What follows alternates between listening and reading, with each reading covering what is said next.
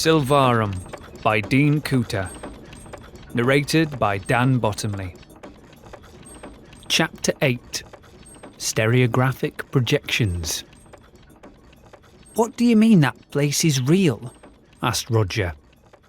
"The pyramid with the orbiting disk of light," replied Macresh. "It's an actual place. I've seen it. I've been there, and as a matter of fact..." He leaned over the 8 symbols again and studied them intently. "Astonishing.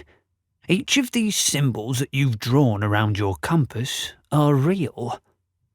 "They're just scribbles I made from my imagination," replied Roger. "I don't understand how they can be real." "Nor do I, lad," replied Macresh, as he stared off deep in thought. He nodded a few times and shook his head back and forth as if arguing with himself. "Are you certain that you've never seen these symbols before?" asked the old man. "Maybe in books or maps or artwork? What about somewhere else in the village?" The boy shook his head. "No, I swear I haven't. I saw them all in the dreams that I've been having lately. I don't even know what they mean." "What about your school?" "My school?" "Yes, of course. Your teacher is Mrs. Roberts, I believe. Is there anything in her classroom, like a map or drawing, that depicts these symbols?" Roger rubbed his chin and thought. "Actually, now that you mention it, I do think there's an illustration near a desk that's about archaeology. It has a diagram of an excavation site on it and other images of artefacts. There are some pottery and tools and some old ruins." He visualised the poster in his mind. "I remember that one of the artefacts on the poster is a stone with a strange symbol on it, but it's not labelled, and it doesn't have a description near it like all the other pictures." Roger pointed to the symbol between the south and southeast points on the compass. "It's that one." Macresh smiled and nodded. "I thought so. That's the rune of frost." "The rune of frost? But I didn't know that." The old man turned toward the boy and studied his facial expressions and body language. After a moment, he patted him gently on his shoulder and smiled. "I believe you." Roger exhaled and felt at ease again. "But if what I believe you've achieved is indeed true, that you've successfully perceived all 8 runestones through your visions, then you and I are due for a long talk." "What kind?" "The kind of talk where I finally explain to you in detail everything you've ever wanted to know about my life and travels, of my adventures to distant lands, how I acquired the fantastic devices and technology that you see in this room, and the real story of the runestones that were found in the ancient city of Nexathia, and my role in that epic adventure." The boy gasped and stared back with his mouth open. He was both shocked and excited.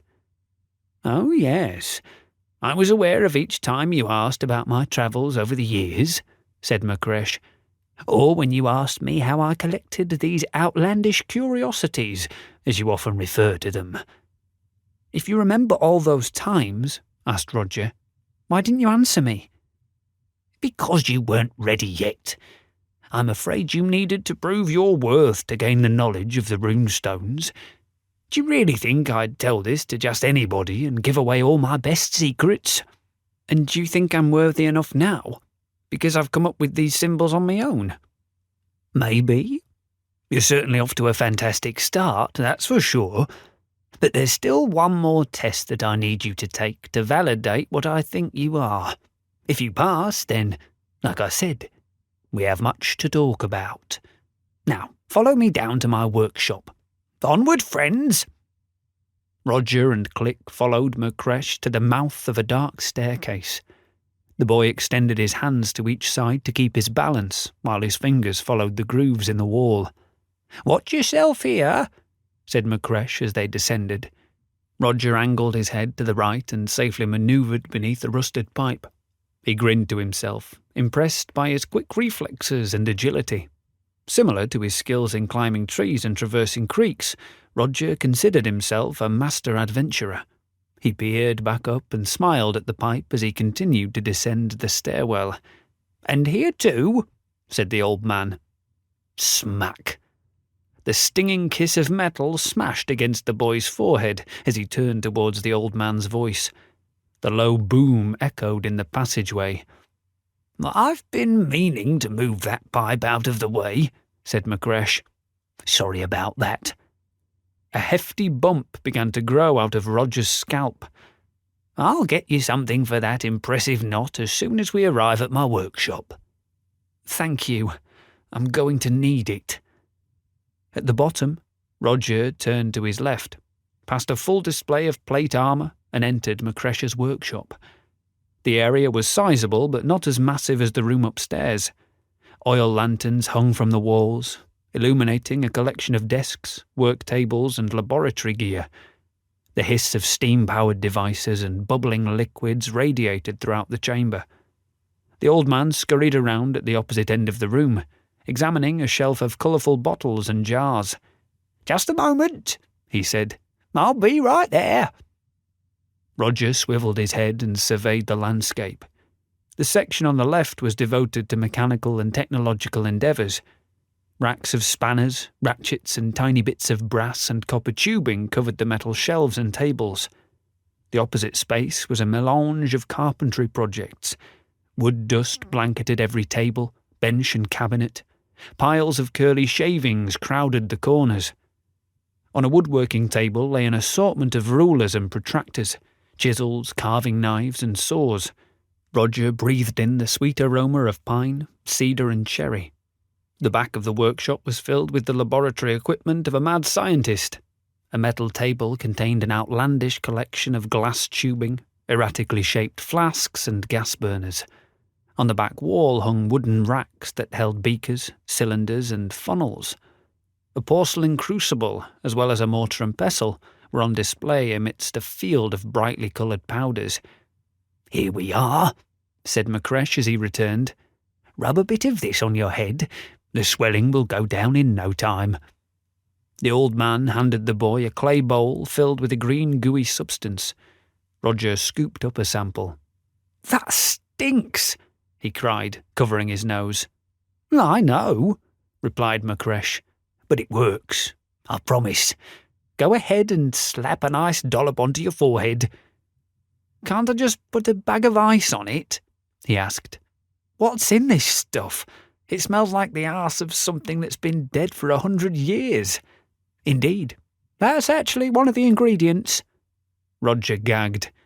"It works, I swear," said Macresh. "I use it every time I bump my head coming down those stairs." "Wouldn't it be easier to just move the pipe?" The old man shrugged. "Probably." Roger grimaced at the goopy ointment in the bowl. He scooped up a heftier blob this time and carefully rubbed it onto his head.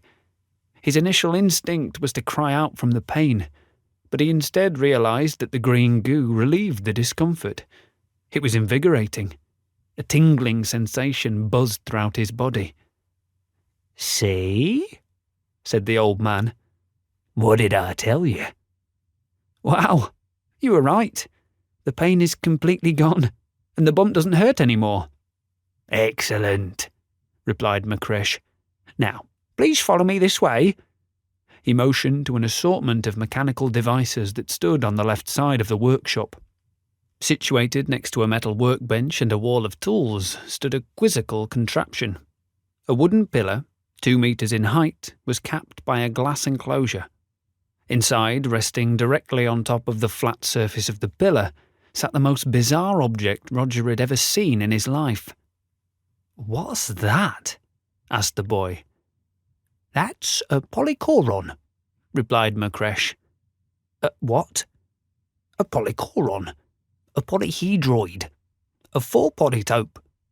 "Don't they teach geometry in school anymore?" "Of course they do," replied Roger. "But I've never heard of those weird names before. They teach us about spheres and cubes and pyramids, stuff like that." "That's something, at least. However, all those names you recited are three-dimensional objects, right?" "Sure, I guess so." "Very good," replied Macresh. "Do they also teach you about two-dimensional geometry?" "You mean like circles, squares and triangles? Yes, indeed. What can you tell me about the relationship between a square and a cube? Roger stared at the old man for a moment, and then turned toward the polychoron in the glass enclosure. No, replied Macresh, shaking his head. That thing has nothing to do with the question. You know the answer. You just have to think about it in terms of dimensions. The boy inadvertently rubbed the bump on his head. Ouch! He cried. That's still sore. Then don't touch it. It still needs a few more days to heal. The stinky ointment only reduces the pain and enhances the healing process. Now, please concentrate on the question. This is relevant to the point I'm trying to make. Roger lowered his hand and looked back at the old man. As exciting as it was to hang out in his workshop to learn new concepts and be exposed to all these alluring technologies, he sometimes felt like he was taking a test in school. This was one of those moments. Well? Asked Macresh. The relationship between a square and a cube is that a square is a two-dimensional representation of a three-dimensional cube, replied the boy. Very good. Understanding that, what would you say is the next higher representation of a three-dimensional cube?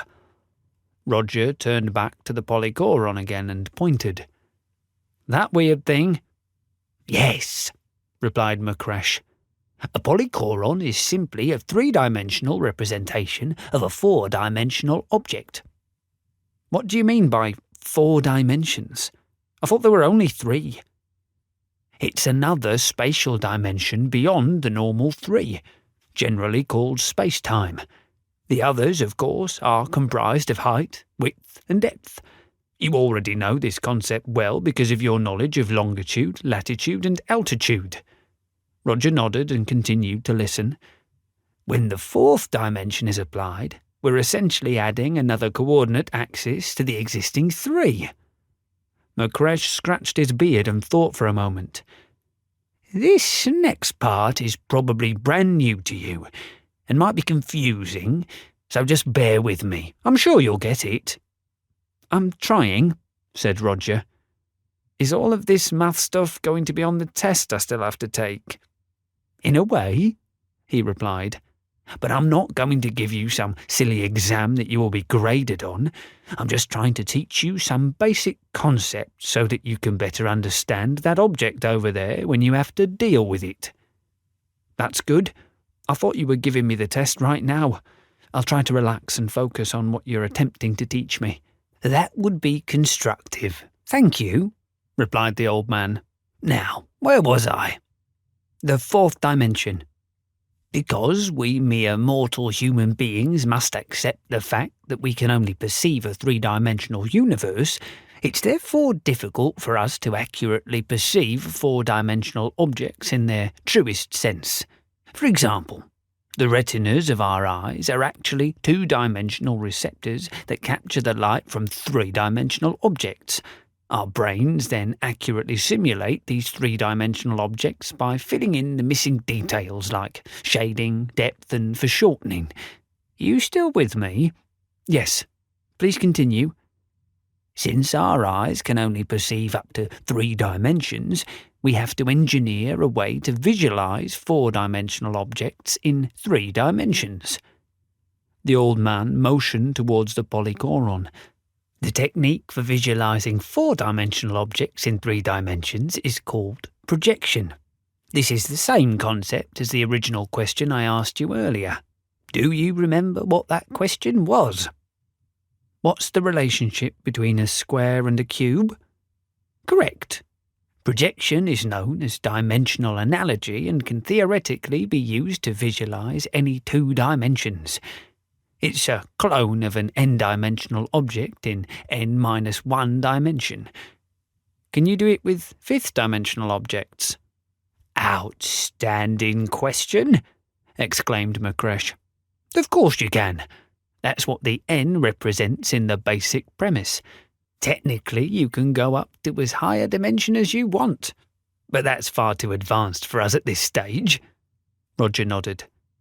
The polychoron that you see in the glass case is what's known as a higher dimensional polytope net. It's basically the folded out version of the real object. For example, if you took a paper cube and unfolded all the sides, you would have a two-dimensional representation of that object. I think I see what you mean, said Roger.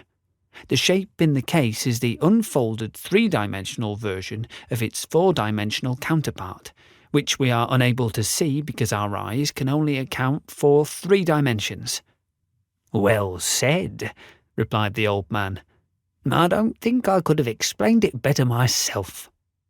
What if someone could construct a device that enabled our eyes to see a real object in 4-dimensional space? McCresh smiled and handed Roger the mask that he had been wearing earlier. You'll never guess what I made.